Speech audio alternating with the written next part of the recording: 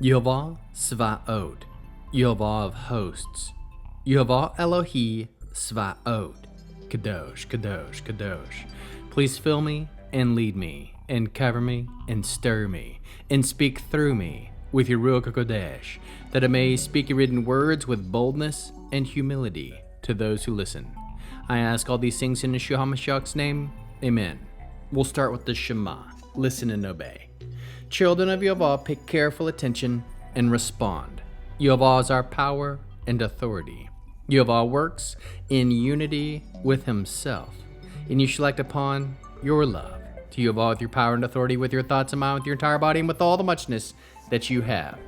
Yeh-ho-VAH, and behold, now behold.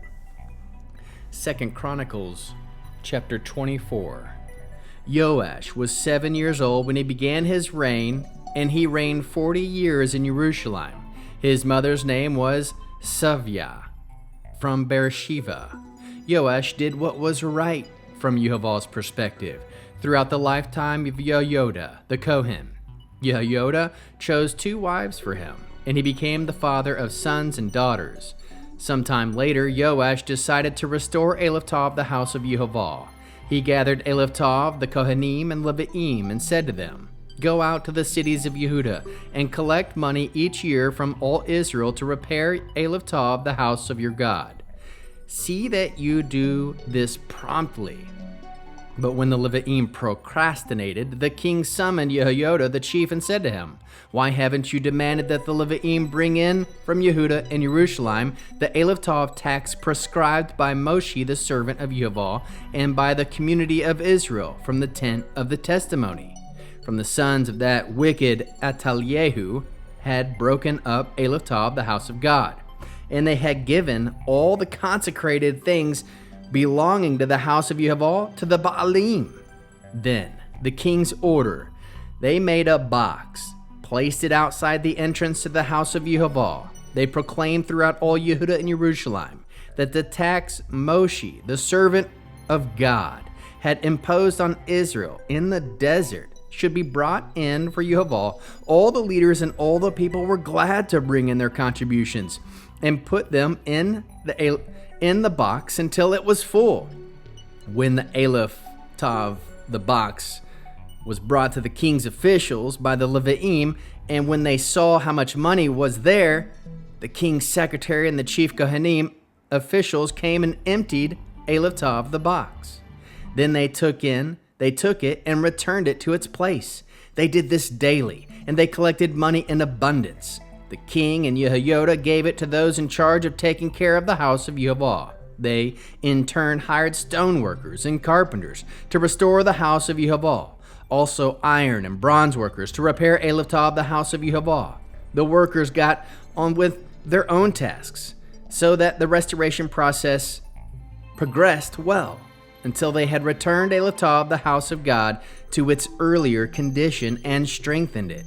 When they had finished, they brought the Eloftov rest of the money to the king and Jehoiada, and it was used to make equipment for the house of Yehovah, articles for ministry, buckets, fire pans, and utensils of gold and silver.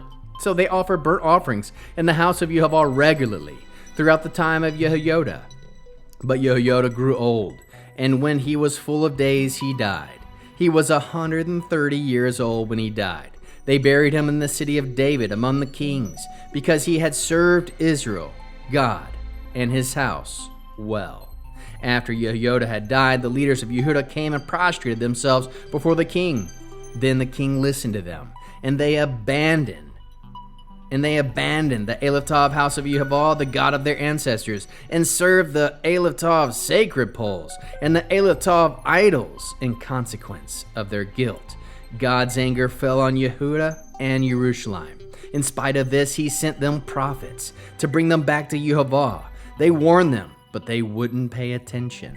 The spirit of Yehovah covered Eloftov Zechariah, the son of Jehoiada the Kohen. He stood above the people and addressed them. "Thus says God, why are you transgressing the Eloftov mitzvot of Yehovah and courting disaster? Because they have abandoned Eloftov Yehovah, he has abandoned you. But they conspired against him and stoned him to death at the order of the king in the courtyard of the house of Yehovah. Thus Joash the king did not remember the kindness which Jehoiada, Zechariah's father, had done for him, but put his Elotov's son to death. As he was dying, he said, "May Yehovah see this and take vengeance." The following spring, the army of Aram came up against them. They attacked Yehuda and Jerusalem, slaughtered Elotob, all the people's leaders, and sent all their spoil to the king of Damascus. Although the army of Aram attacked with only a small company of men, Yehovah handed over a very great army to them, because they had abandoned Elotob Yehovah, the God of their ancestors. Thus they executed judgment against Elotob Joash. After they had left him, and they left him seriously wounded, his own servants conspired against him. He had shed the blood of the son of Jehoiada the Kohanim. They killed him in his own blood. After he died, they buried him in the city of David. But they didn't bury him in the tombs of the kings. Those who conspired against him were Zevah, the son of Shemath, the Ammonite,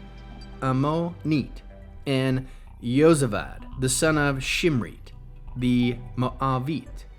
As for the sons, the heavy tribute imposed on him and the rebuilding of the house of God, they are recorded in the commentary of the Annals of the Kings. Then Amatyehu, his son, took his place as king. How can we learn to love our Creator after reading this fascinating 24th chapter of 2 Chronicles? We can love Yehovah by maintaining steadfast devotion beyond seasons of prosperity. Love Yehovah by honoring his house and supporting his work with faithfulness. Love Yehovah by listening to his prophets even when correction stings. How can we love our neighbors as we love ourselves and as Yeshua loves us? By encouraging others to keep Yehovah's ways even when culture drifts towards compromise. How can we bear one another's burdens? By upholding and restoring those who have grown weary in faith, guiding them gently back to the truth. What are the top 3 fruits of the Spirit found? 1. Faithfulness. Joash restored the temple during Jehoiada's lifetime.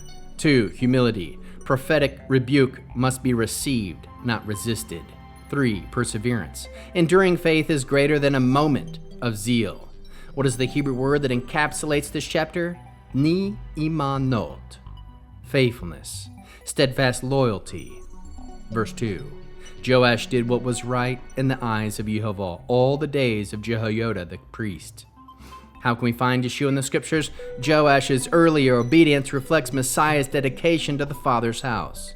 The prophet Zechariah's martyrdom foreshadows Yeshua's suffering at the hand of those he came to save. The call to repentance echoes through both covenants. Yeshua's blood still speaks mercy.